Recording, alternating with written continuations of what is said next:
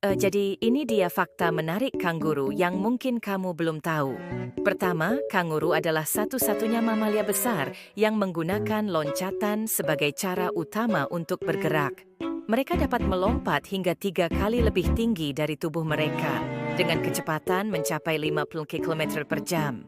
Kedua, kanguru memiliki kantung di perutnya yang digunakan untuk membawa bayi kanguru, yang disebut joey. Oke, sekarang kamu sudah tahu. Silahkan share ke teman-teman kamu agar mereka juga tahu.